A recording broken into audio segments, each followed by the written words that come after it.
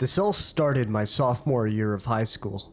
I was 15 and at a new school, so I didn't have many friends yet. I was in that phase where I thought I needed a boyfriend to have validation, so I was actively trying to find a date for the homecoming dance. A classmate suggested a junior in one of our classes, whom I'll call David, to be my date and got him to ask me out. He seemed nice, so I said yes. A decision that would haunt me for the next 2 years. David and I had fun at homecoming, so when he asked me to be his girlfriend, I said yes. It's important to note that he was quite the loner. He was very much into science and often spent time alone conducting experiments in his room and even at school at times. I brushed it off as him just being quirky and figured I shouldn't get in the way of his passions. But it wasn't long before I realized there was much more to his nice guy facade. Over the next several weeks of our relationship, we would talk over the phone and David would make increasingly inappropriate comments about things he wanted to do to me. I was 15 at the time, and he was 17, so not only was I incredibly uncomfortable, but he was also nearly an adult himself making these comments to a younger girl. I kept telling him I wasn't comfortable with the things he was saying, but he always laughed it off as me being a prude. I was fed up after a while and finally threatened to break up with him, and that finally made him stop. I should have recognized the red flags and bailed at that moment, but again, I was dumb and felt I wasn't worth anything unless I had a boyfriend. Although the inappropriate comments stopped for the time being, he would still become increasingly possessive and downright obsessed over what I was doing at all hours of the day. He would intrude on conversations I had with my friends and want to know things that frankly weren't any of his business. One day, when I was getting into the shower, he called and my dad told him I would call him when I was done. Instead of simply waiting like any rational person would do, he called a total of 4 times over the next 10 to 15 minutes to see if I was out of the shower yet. I began to feel suffocated, but every time I asked him to back off, he would cry about how depressed he was and that he only wanted to talk to someone to feel like he was wanted. I always fell for it like a dummy I was, but now I recognized the clear manipulation that it was.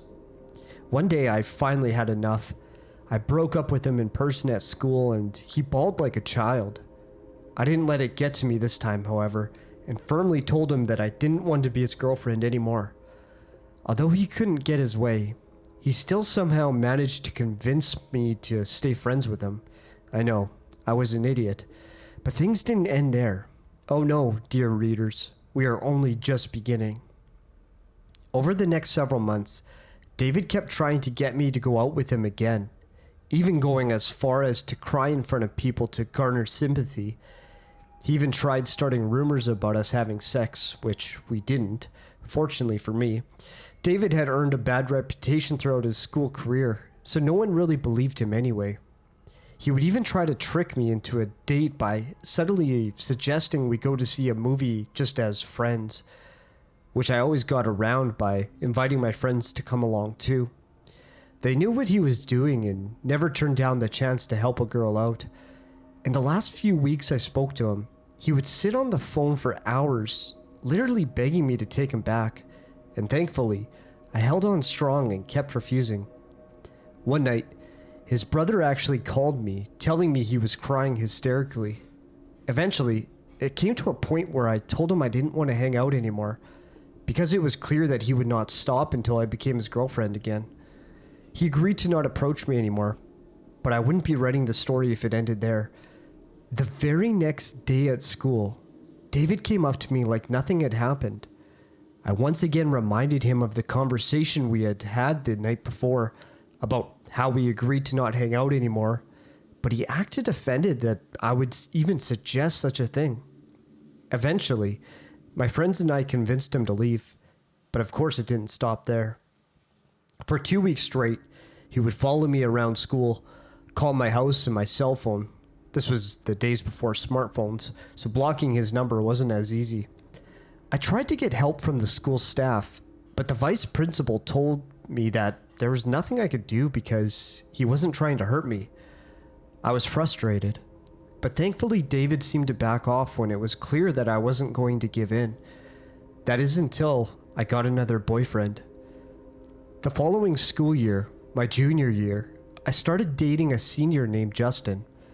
Not long after we went public with our relationship, I noticed David following me again.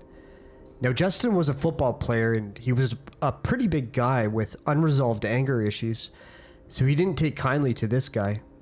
He would hang out with me and my friends, and David would hover around nearby, walking by every now and then and making it blatantly obvious that he was spying on me. One day, Justin walked straight up to David and confronted him. He didn't lay his hands on him or threaten him anyway, but he did ask, "What are you doing?" in a really angry tone. David simply muttered some kind of excuse and scurried away. We thought that that was the end of it, but later in the day, I was called to the principal's office. It turns out, David claimed that Justin threatened him and blocked the doorway so he couldn't move. Justin denied it, of course, and told the principal I could back up his claim, which I did. Thankfully, nothing came of it, but this was only the first of a long line of incidents.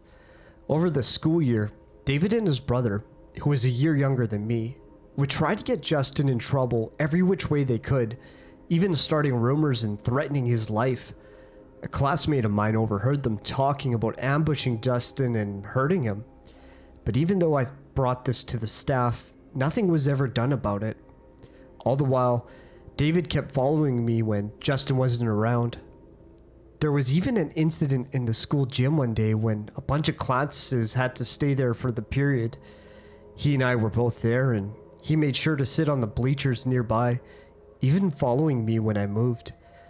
I was on the verge of tears, but then I saw two guys I knew sitting a few rows down from me. They were cool with me, so I got their attention, and after explaining what was going on, asked them if I could sit with them to feel safer. They accepted, and we ended up having a good time talking about music and anime. In spite of this, things just kept getting worse for David. Finally, it came to a head when David's brother wrote a letter to Justin's sister. They had been good friends before this whole mess started, and in the letter, David's brother threatened physical harm to me and to Justin. The sister gave the letter to Justin, who then came to me, and we both brought it to the principal. That was when the principal called everyone involved into his office and had a nice little chat with us. The principal showed the letter to David's brother and said, "I can expel you for this right now, but I am willing to let it go on one condition." David and Justin were both about to graduate, so the principal gave them the ultimatum. He stated that David and his brother were not to contact me or Justin in any way, shape, or form for the rest of the school year, or he would see it that neither of them would graduate. I was upset, because Justin did nothing wrong. But in the end, we just wanted this whole mess to be over with. From that point on, David didn't bother me again, thankfully, but I am still filled with anxiety to this day. He made me afraid for my life or even to walk the halls of my school. Justin and I ended up breaking up that summer for unrelated reasons, and the following year, I didn't have to see either of them ever again. A few years later, however, David tried to send me a friend request on Facebook. I had an immediate panic attack and not only deleted the request, but I blocked him as well. I even unfriended and blocked the two mutual friends we had for good measure. Sure, I was being paranoid, but it made me feel better. There was one last incident involving David, not with me, but with my younger brother. When he was 14, he took his then girlfriend to see one of the Transformers movies, and David walked in. Upon recognizing my brother, he sat behind him in his date and kept laughing uncontrollably at inappropriate times, and even started kicking their seat. My brother tried confronting him, but it did no good.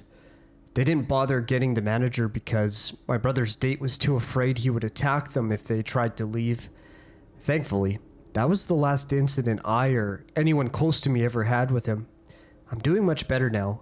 I'm 30 years old, and ironically, I ended up marrying one of the guys who sat with me in the gym that day.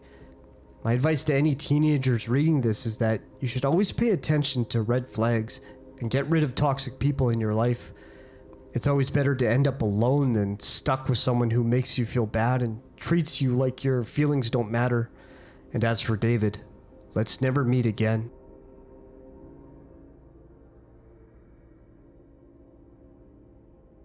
I'm a little out of this while I write this, so sorry for any mistakes. For some context, this took place in June 2018, about 2 weeks before I turned 18. I'm female. I had just finished my A-levels and decided to join Tinder for a joke, just to have a bit of fun and waste time. I thought it would be fun to put my Snapchat in my bio, just to see how many people added me, and I admit, I enjoyed the attention from guys. People added me, but no one actually messaged me except one guy. I'll keep his name anonymous. This guy was 20, I was 17 at the time, and was about an hour drive away from me. This is important later. We started off just innocently chatting. The conversation was dry, but it killed boredom, so I held the conversation. One day, he randomly popped up asking, "So when are we going to meet then?"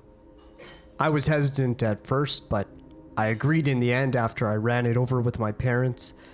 I invited him over to my house. I don't know what I was thinking, but I told him he could come over. He got there the next day at 9 a.m. Bearing in mind, he lived an hour away from me. First red flag. I was confused and wasn't even dressed for the day. Nevertheless, I invited him in and finished getting ready. We just chilled and watched films all day before heading off out around 2 p.m. We chilled by the beach for a bit before coming back to my house at about 5 p.m. I was expecting him to go home after, but he said no, he just stayed. We watched a couple more films, and every now and then I would look over to him and catch him flat out staring at me.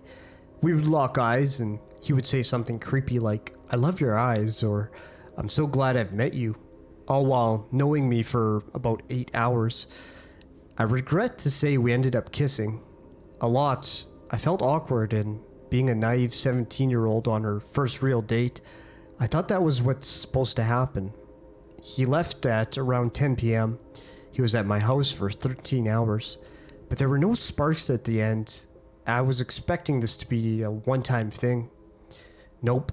He turned up at my house again at 9 a.m. 2 days later.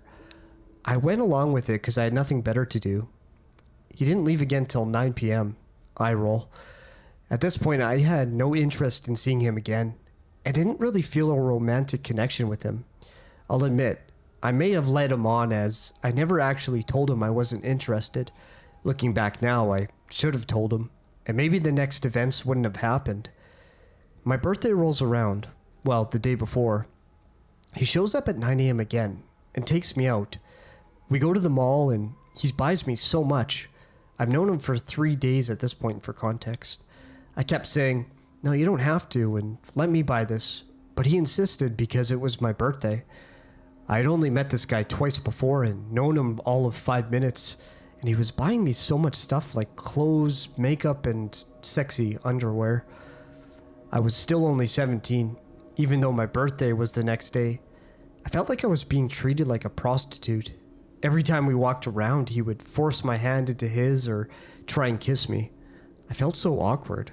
Anyway, we get back to my house around 6 p.m. I come home to flowers from him that he had delivered to my house. Like, what? We chill in my room. I didn't know what to do. I felt trapped. I felt like I couldn't tell him to leave because he had just spent so much money on me. Anyway, he tried to have sex with me. He kept saying, "Come on, didn't you have a nice little birthday? And I came all this way for you." Just creepy stuff like that, trying to get me to sleep with him. I just kissed him and told him I didn't want to. I wasn't a virgin, but I definitely didn't want to sleep with him. He finally leaves and just breaks down crying. I don't know why, I just felt so trapped.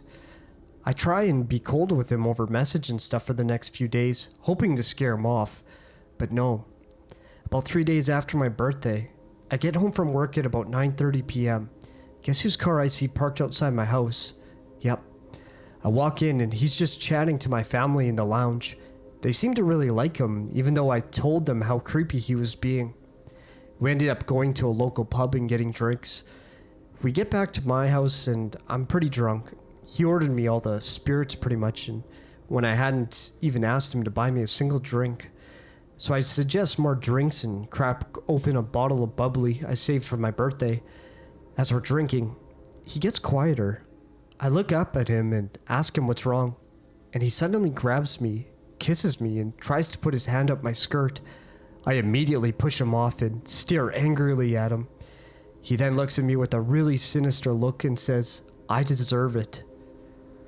Because he had alcohol, he couldn't drive home, so he had to stay over. I tell him I'm too drunk and I just want to go to bed. Luckily, my mother happily showed him to the guest bedroom, and I didn't see him again until morning. I woke up at around 9 a.m. and walked downstairs to find him cuddling my cat in the garden. "Get away from her, you creep." I tell him I had a call from work saying that they need me in an hour and that he needs to leave. He tried to protest, saying that he'll wait until I'm finished and we can hang out, but I tell him no, and that I'm seeing a friend later, which wasn't a lie, but the work lie made him leave quicker. And yet he still protests, saying we can all hang out together. Eventually he takes no for an answer and leaves. I cry and tell my mom everything. She still likes to tell me that he wasn't that bad to this day, but she didn't have to deal with him like I did. I meet my friend and tell her all about him and that I'm going to leave for a couple days and tell him I don't want to see him anymore. However, the same night I get a lengthy paragraph from this guy professing his undying love to me. Some of the most memorable quotes from this are, "You're my whole world. I'd be nothing without you," and "I'm so glad I've met you. I can't wait to share a life together." That was it. I had to be straight up with him. I told him everything, that I didn't feel a connection to him and that what he did to me when he was drunk was not okay. I even offered to return the things he bought me, but he said no. Surprisingly, he actually apologized and said he was sorry for making me feel uncomfortable. Brilliant. That's what I thought. Nope. He started stalking me. Anyone who's got Snapchat will know that you can view a map that tells you where all your friends are. You can turn it off so people can't see you, but I customized mine so that only the people I'm close with can see where I am. He was one of them. I forgot to turn it off, and whenever I went out, he was there about an hour later. Remember, he lives about an hour from me. I first noticed he had followed me after I went to the beach. Same one I went to with him, with my friend. About 2 or 3 hours into our day, we were getting ready to go home. I opened up my Snap Maps, I always do, just so I could see that me and my friend were together and show her. It's a silly thing I do, but I find it cute seeing our little Bitmoji characters on the map. When I saw he who shall not be named was with us, his little Bitmoji character, probably like 200 yards away from us, seen just now. My eyes widened. I told my friend that the guy I had been complaining about all day was literally here now with us somewhere. We both panicked and speed walked right to the car and drove home. That happened 2 more times. Once again with the same friend when we visited a reservoir near my town. There was no reason for him to be there too. So I messaged him. I asked him what he was doing at the reservoir when I got home. He said he was taking pictures. But the reservoir would have been more like a 3-hour round trip for him to drive, and he had never mentioned photography to me before, so I didn't believe him. It happened a 3rd time, and that's when I blocked him. I was with my extended family in a restaurant. Yet this time he messaged me on his location on Snapchat, which is a thing you can do. He was in the actual building. I had to then come up with an excuse to tell all my extended family, who I haven't seen for months, why we had to leave. I told my mom the truth, and then she explained to them after. They were understanding. I'd had enough. I didn't even message him again. I blocked him on everything, and I didn't hear from him again.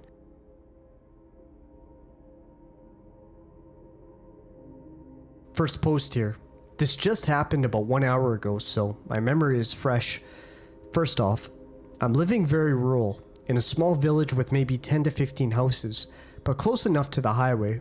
You could drive there within maybe 5 minutes, and also about 10 minutes away from the town. If you cross the street, it just takes you about 10 minutes walk to reach the forest. First, Christmas Day. In the afternoon, my partner and I decided to go for a little digestive walk, as we were really stuffed from all the food. It was about 5 o'clock and already dark when we left, and we had a big and bright LED flashlight with us. I also took my camera and my flash, as I love taking pictures of nature at night. We decided to walk on a little country road towards the forest and then turn right, following a small graveled cycle track close to the forest border, which connects our village and the next maybe 15 to 20 minutes walk between villages. In the middle part of the track, you have to walk through a small bit of forest. It's rather dark and the trees are very high and quite dense. When we entered, I saw our flashlight reflecting on something and recognized a car being parked there on the side of the track, close to the trees. This struck me as odd, as cars are not allowed to drive there and the path is very narrow and hidden, so I was a bit cautious. My partner pointed the light inside of the car and it seemed to be empty. I also noticed the windows were frozen, so it must have been parked there for a while.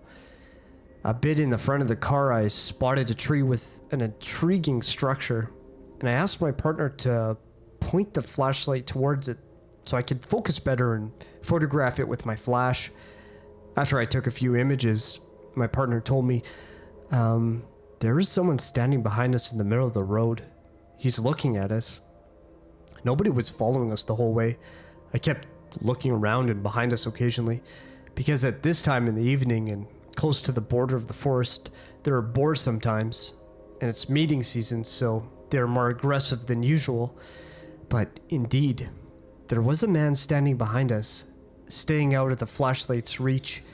He wasn't saying anything, just standing there and facing us.